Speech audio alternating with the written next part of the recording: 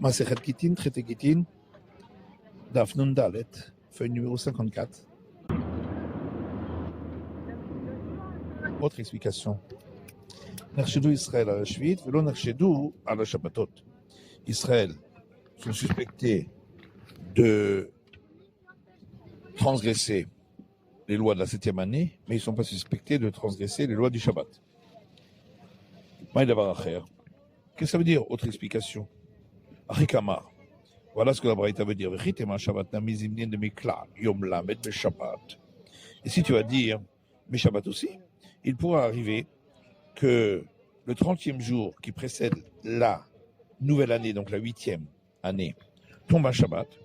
Et Inata Hahu Yoma ou de Salkaleshata.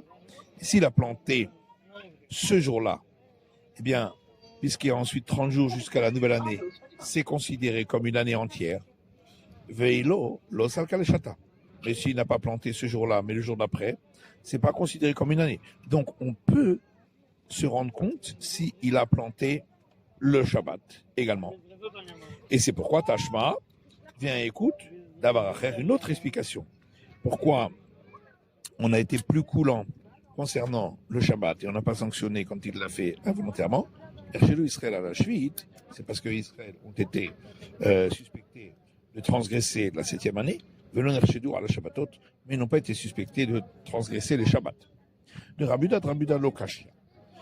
Les enseignements de Rabuda ne sont pas non plus contradictoires. Très des Rabuda, Ramira Lehu Shvi'it. C'est parce que à l'endroit où habite Rabbi Yehuda, les lois de la 7e année étaient très importantes pour eux. Et donc, c'est pourquoi il n'a pas cru bon de sanctionner pour celui qui transgresse la 7e année involontairement. Daoud a parlé le Chavero, parce qu'une fois, il y a une personne qui a dit à un autre, d'ailleurs, Dayarta, tu es un converti, fils de converti, pour l'insulter. Et l'autre lui a répondu, oui, mais moi, je ne mange pas des fruits de la 7e année comme toi. Donc on voit que transgresser la 7e année, pour eux, c'était une insulte. Tâche pas, Agmadi vient, écoute. Une braïta qui dit, si quelqu'un a mangé du prélèvement au prêtre impur, lorsqu'il l'a fait involontairement, il doit rembourser en donnant selon la Torah, du profane, mais il faudra qu'il soit pur. Shilem Cholin Temei, s'il a remboursé en donnant du profane impur, Mahu, qu'est-ce qu'il en sera? Rama Sumchus dit, Mishum Rabbi Meir, au nom de Rabbi Meir, Beshogeg, si il avait mangé involontairement, Tashuvav Tashuin, ce qu'il a payé est valable. Mais si c'était volontaire, un Tashuvav Tashuin, ce qu'il a remboursé n'est pas valable. Et les sages disent que ce soit dans un cas comme dans l'autre, ce qu'il aura payé est valable. Mais il devra payer à nouveau des aliments profanes qui sont purs. Et là-dessus, on pose une question. Mais même s'il l'a fait volontairement, pourquoi ce qu'il a remboursé n'est pas valable? T'as la bracha. Au contraire, qui reçoivent une bénédiction, puisqu'il a mangé de l'impur. Et donc, même lorsque le prêtre est impur, il ne peut pas en manger du prélèvement au prêtre impur. Et quand il rembourse, c'est du profane impur. Et donc, il peut en manger même lorsqu'il est impur. Vraiment Rava répond, d'autres disent c'est un anonyme. Chassour et Mersera, il manque un morceau dans la Braïta. Voilà comment ils font enseigner la Braïta. S'il a mangé du prélèvement au prêtre qui est impur, il remboursera comme il veut, c'est-à-dire même du profane impur. Mais s'il a mangé du prélèvement au prêtre qui est pur, il devra rembourser du profane qui est pur.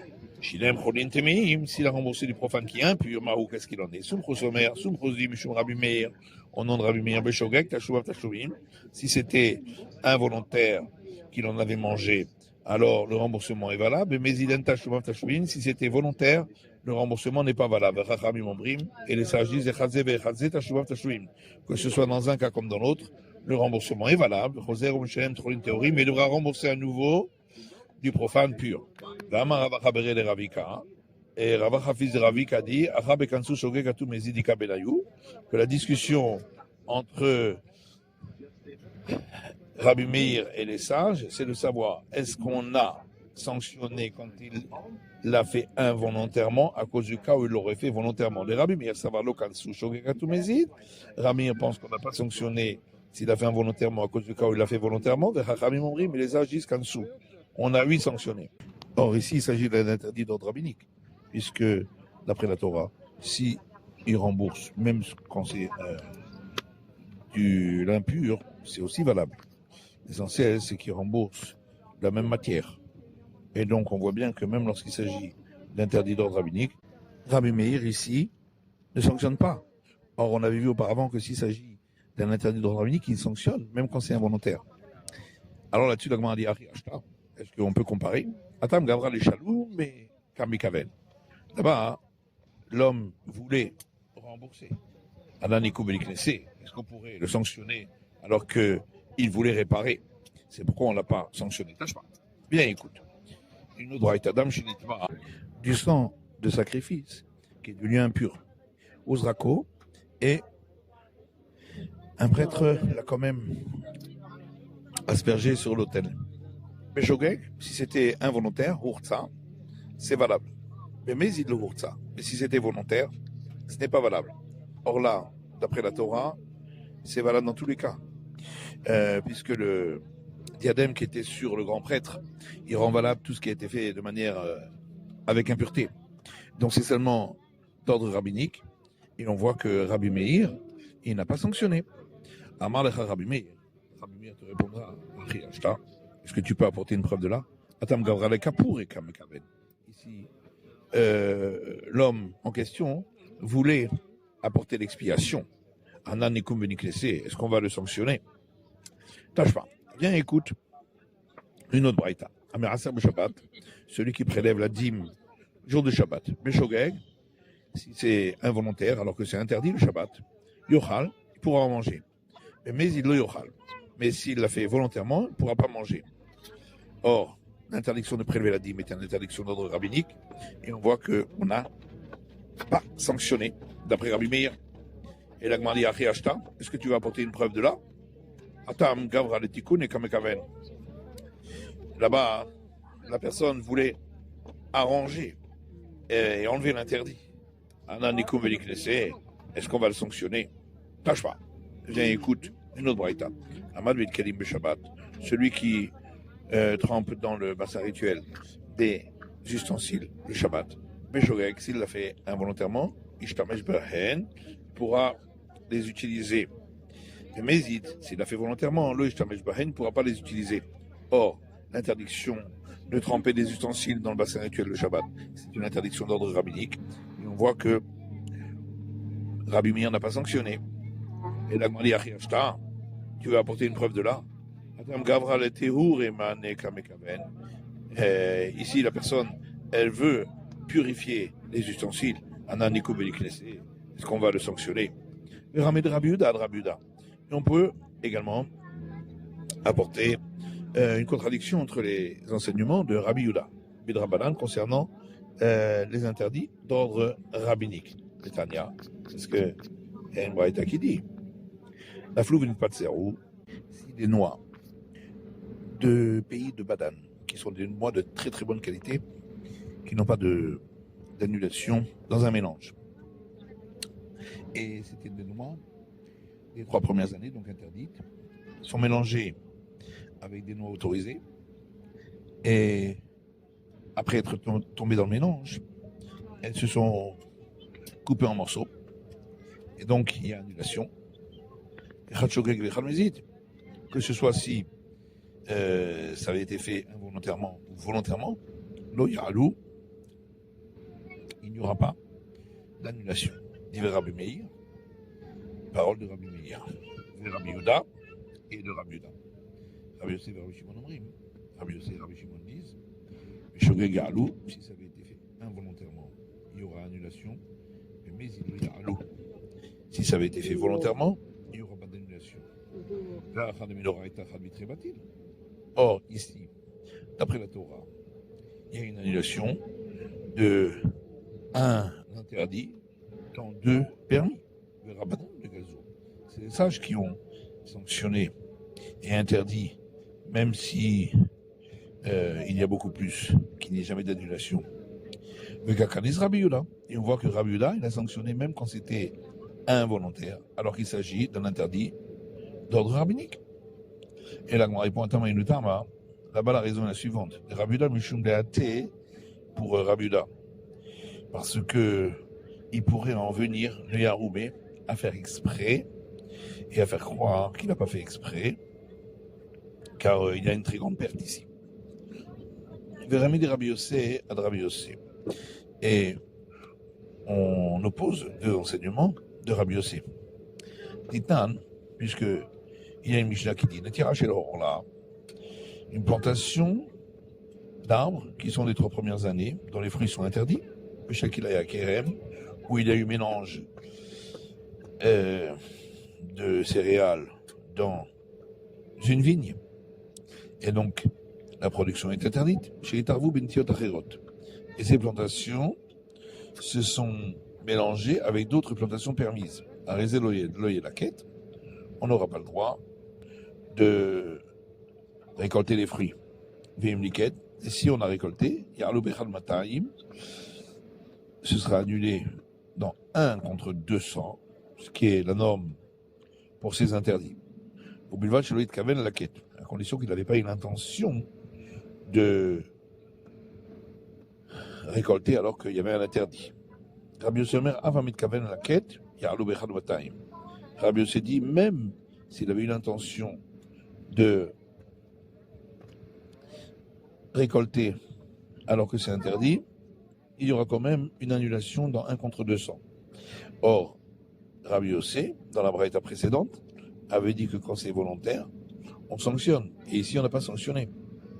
Et l'Agma répond, Itmar Allah, voilà qu'il a eu un enseignement sur cette braïta-là qu'on vient de rapporter, qui dit Amar Rava, Rava di Chazaka en Adam Oseret Karmo Bintia Achat. Il y a une présomption qu'un homme ne va pas interdire tout son champ de vigne à cause d'un seul plan. C'est pourquoi normalement il fait attention à ce qu'il n'y ait pas de mélange.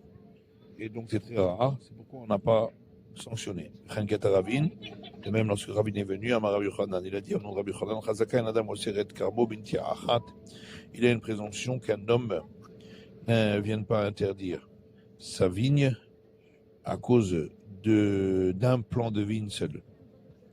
Matiti, Mishnah suivante. Akohanim shepiglou bebigdash bezidin hayavin. Les prêtres qui, lors du service sacrificiel, ont eu une mauvaise pensée de manger le sacrifice après le temps imparti ou de brûler sur l'autel après le temps imparti, et donc le sacrifice est devenu impropre. Si ils l'ont fait volontairement, ils doivent rembourser. Gmara, Tanu Rabanan. Le Gmara rapporte une braïta qui dit Aya ose atzmo betaharot. Si quelqu'un était en train de s'occuper d'éléments qui étaient purs, et ensuite il a dit au propriétaire les éléments purs dont je me suis occupé sont devenus impurs. Aya ose imo bizvachim, ou s'il était en train de s'occuper de sacrifices qu'une personne apporté au temple, et il lui a dit les sacrifices dont je me suis occupé sont devenus pigoul, comme on l'a dit, sont devenus impropres à cause d'une mauvaise pensée. Neyman, il est cru. Il lui a dit les éléments purs dont je me suis occupé tel jour sont devenus impurs,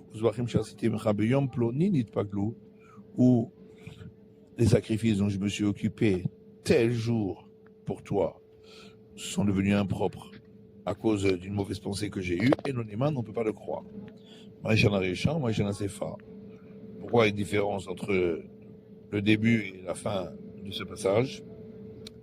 Abaye répond, quand j'ai Béado Neyman, à chaque fois qu'il a la possibilité de le faire, il est cru. Et donc, s'il dit, ça s'est fait, et il n'a pas précisé le jour, donc c'est aujourd'hui, donc il pourrait encore le faire.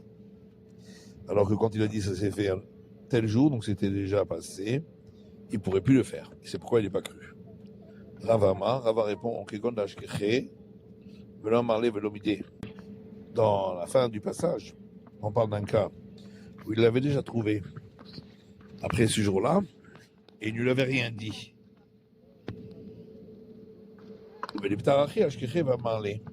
Et ensuite, il a trouvé à nouveau, et il le lui a dit. Et c'est pourquoi il n'est pas cru. Parce que sinon, pourquoi il ne l'aurait pas dit la première fois?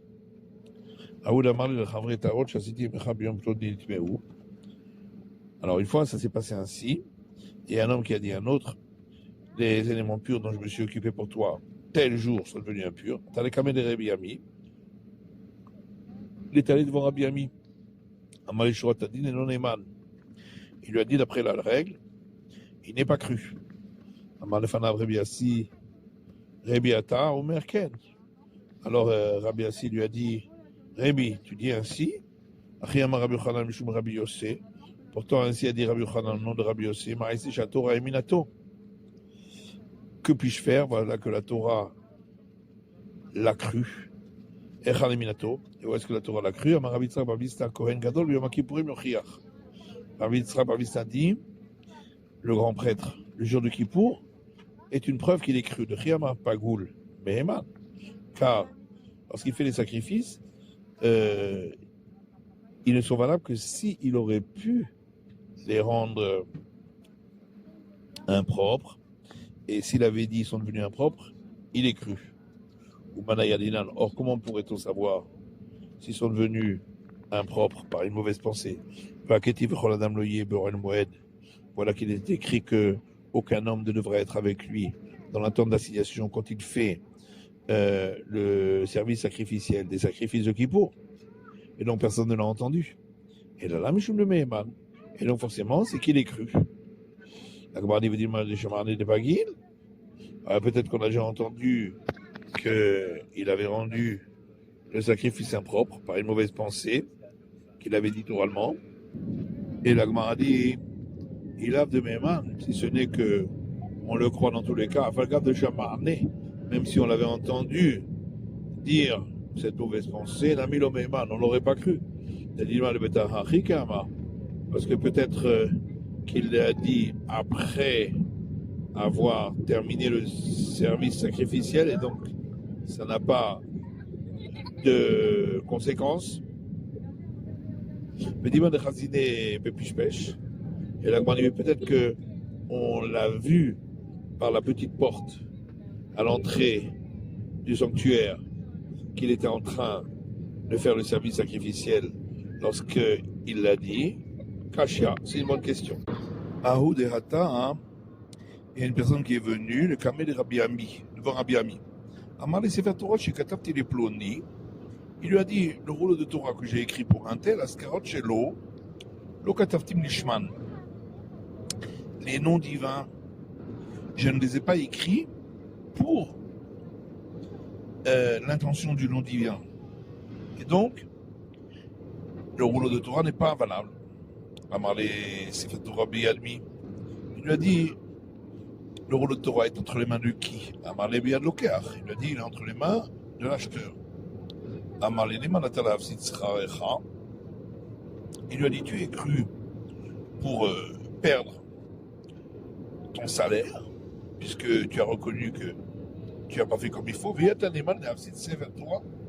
tu n'es pas cru pour dire que le rouleau de Torah n'est pas valable, puisque tu n'as pas la possibilité de le faire.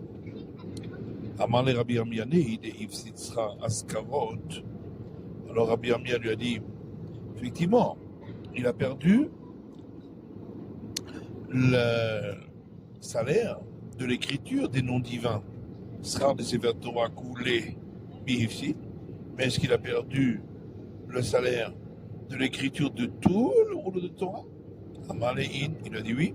Chez quand c'est fait Torah, chez l'Askarot, chez l'Ok et tout, Nishma. Parce que tout rouleau de Torah dont les noms divins n'ont pas été écrits pour l'intention du nom divin, et non avec l'eau, il ne vaut rien. Et on pose une question, pourquoi on ne pourrait pas repasser la plume avec de l'encre par-dessus en sanctifiant pour le nom divin? Keman, comme qui sa règle a été donnée, Rabbi Yehuda. Est-ce qu'on va dire que c'est pas comme Rabbi Yehuda? Puisqu'il y a une Mishnah qui dit si une personne devait écrire le nom divin, mais au lieu d'avoir l'intention d'écrire le tétragramme, il a l'intention d'écrire Yehuda avec un dalet. Et en fin de compte, il s'est trompé, il n'a pas écrit le dalet, il a donc écrit effectivement le nom divin, mais pas avec l'intention. Il repasse la plume dessus et il le sanctifie. Il dit Rabbi Yehuda, parole de Rabbi Yehuda. Alors que les sages disent que dans ce cas-là, le nom divin n'a pas été écrit comme il faut. Et l'Agma dit Rabbi Yehuda. En réalité, ça peut même aller comme Rabbi Yehuda. Parce que tout ce qu'a dit Rabbi Yehuda qu'on peut repasser, c'est seulement s'il y avait un nom divin qui n'a pas été écrit comme avec l'intention. Aval découler Sefer Torah, mais s'il s'agissait de l'ensemble du rouleau de Torah, l'eau, non. Je me demande c'est qui Menuma. Parce que si on repasse alors la plume à tous ces endroits-là, on a l'impression que ça fait comme des taches sur le rouleau de Torah et il n'est pas valable. Il y en a un qui est venu devant Rabbi Avaou. Amar le Sefer Torah, j'ai katavti les plani. Il lui a dit le rouleau de Torah que j'ai écrit pour un tel, les parchemins, je ne les avais pas tannés pour l'intention du rouleau de Torah. Amar la Sefer Torah Bianmi lui a dit le rouleau de Torah est entre les mains de qui? Amar les Bian Loker. Il lui a dit entre les mains de l'acheteur. Amar il lui a dit bien que tu n'as plus la possibilité de faire ainsi, puisque tu es quand même cru pour perdre ton salaire, tu seras cru également pour dire que le rouleau de Torah n'est pas valable. Alors pourquoi est-ce différent de ce qu'on avait vu de la réponse de Rabbi Ami qui disait que le rouleau de Torah est quand même valable? Parce que là-bas, en vérité, on pourrait dire que il n'a pas dit la vérité et il pensait comme Rabbi Armia qu'il ne perdrait que le salaire du nom divin et c'est pourquoi il l'a dit. Alors qu'ici, puisqu'il savait au départ qu'il allait perdre l'ensemble de son salaire puisque le parchemin n'est pas valable, et il a quand même dit qu'il l'a fait, et Morkushta Kamar, là il y a lieu de dire qu'il a dit la vérité, et c'est pourquoi on a considéré que c'est l'ensemble du rouleau de Torah qui n'est pas valable. C'est la fin de l'étude du Daf Nun Dalet de la feuille numéro 54.